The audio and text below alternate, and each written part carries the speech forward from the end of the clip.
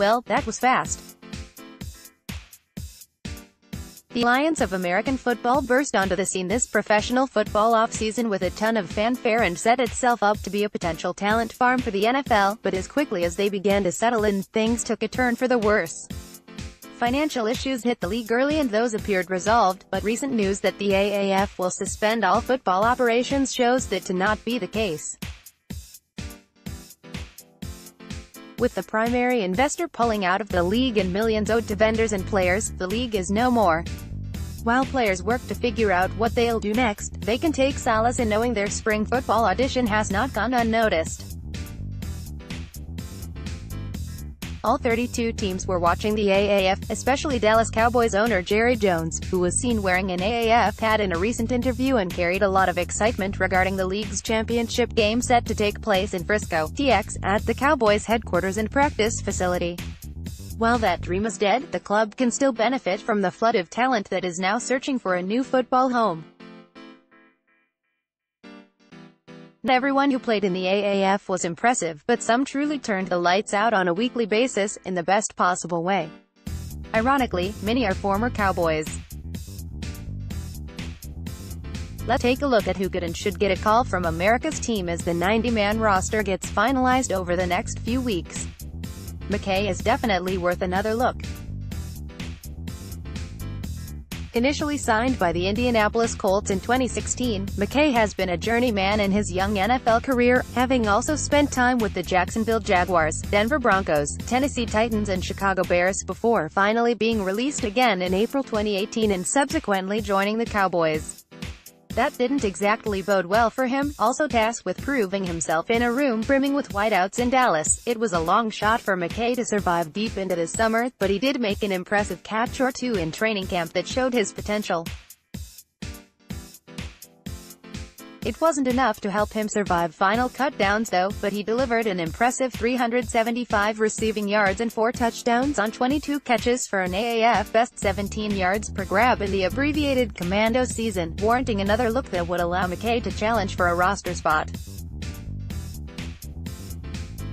McKay made his presence felt in the AAF but Johnson trumped him.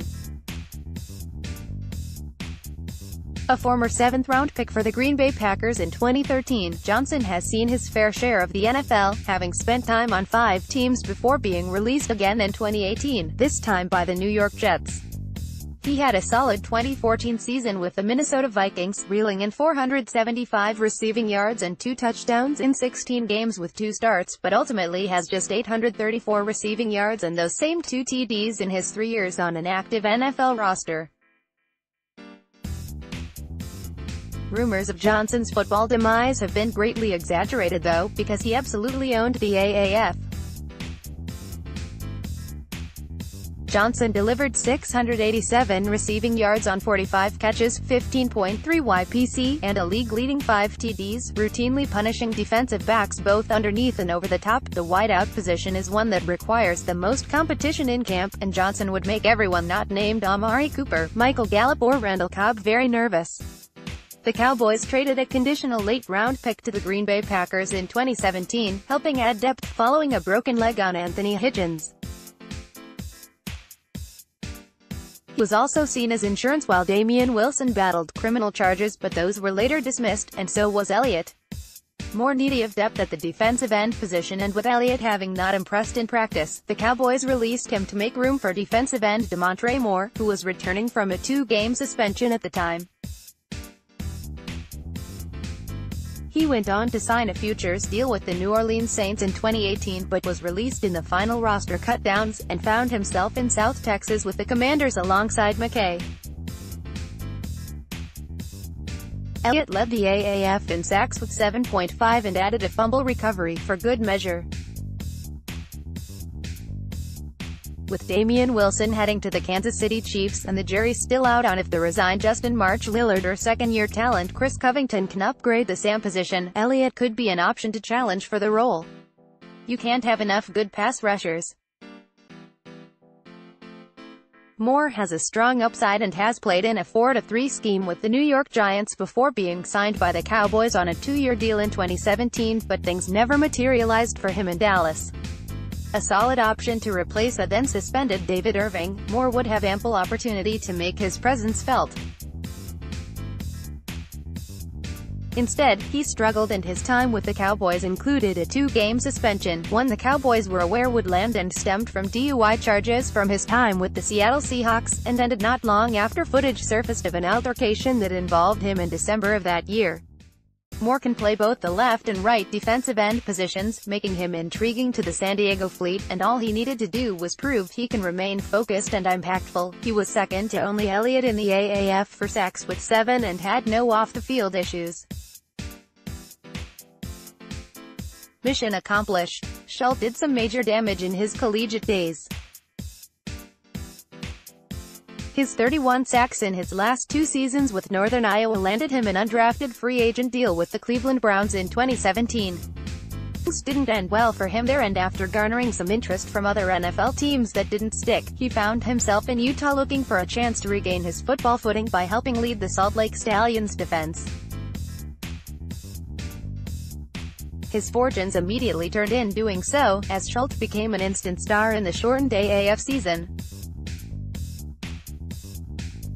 Standing 6 feet 3 inches and weighing in at 260 pounds, he has the right build to withstand the needs of a 3-tech and or 5-tech in a 4-3 defense, and the Cowboys wouldn't mind the added depth on a rebuilt defensive line, even with the acquisitions of Christian Covington, Kerry Hyder and Robert Quinn. Schultz tied DeMontre Moore for second most sacks in the AAF with 7, and that's enough to justify giving the 26-year-old a test drive this offseason. The 26-year-old journeyman spent time with the Cowboys in 2015 after being signed away from the Washington Redskins practice squad.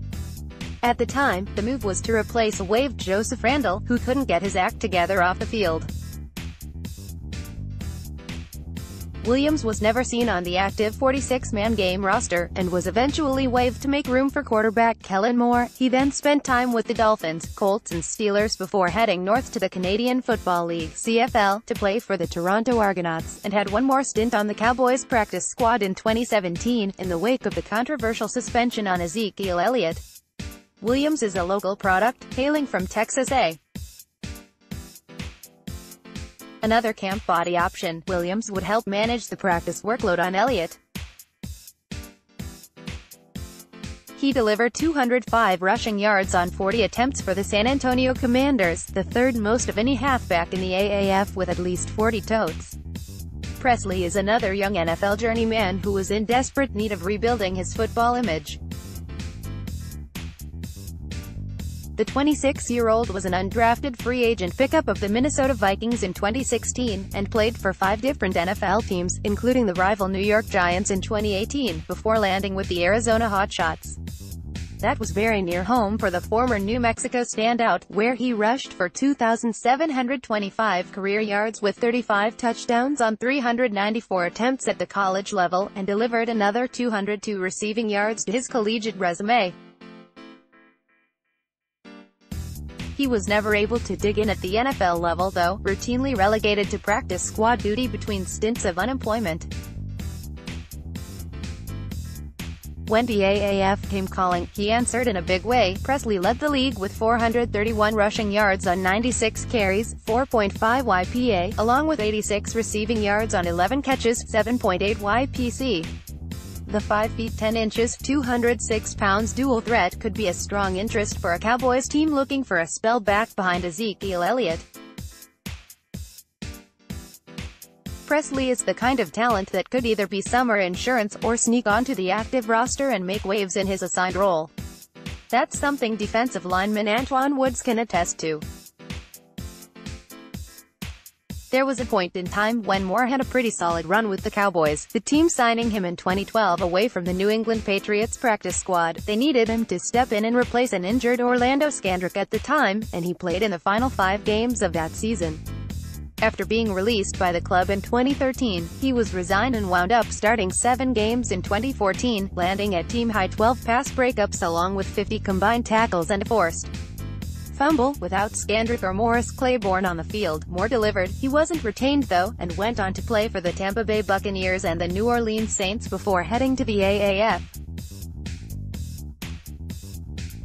He wasn't able to reel in an interception for the Arizona Hotshots, but did have 21 tackles with 19 of them being solo, showing his ability to end plays with no backup. I'd consider more a camp body, but one that has the added value of already being familiar with the organization. White was a sixth-round pick of the Cowboys in 2017, but never got a shot at the active roster. A talented, albeit raw, defensive back out of Florida State, there was some upside to the very physical White. It never translated at the NFL level, however, and after being released that same year and resigned to the Cowboys practice squad, he'd sign a futures deal in his sophomore year but was again a casualty in the final roster trim. He didn't land on the practice squad for the Cowboys or another NFL team thereafter, and took his talents back to Florida, to play for the Orlando Apollos. He didn't register an int, but each of his 18 tackles were solo. White knows the Cowboys and the Cowboys know White, and insurance at the cornerback will be a top priority in training camp with Byron Jones having undergone hip surgery in March. Even if Jones is ready for training camp, he won't be fully unleashed, and that will free up snaps for others. There's no reason White can't be one of those guys. Say hello to Cameron Kelly. The undrafted rookie signed by the Cowboys immediately following conclusion of the 2018 NFL Draft. He was gearing up to make sure there was no immediate goodbye following that initial salutation. He already had an advantage before stepping onto the field for rookie minicamp and now OTAs, his near 6'2", 204 lb. I'm making new passing game coordinator Chris Richard drool a bit into the collar of his polo. Richard is well known for loving length and physicality in his secondary, two attributes no one has ever accused Kelly of lacking.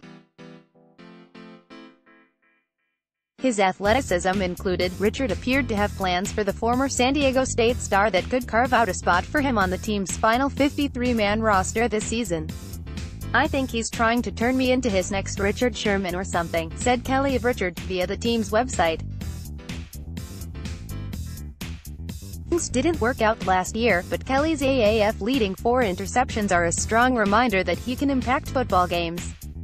Considering Kelly can flex between safety and corner, his value is that much higher than some others at the defensive back position from the now-defunct league.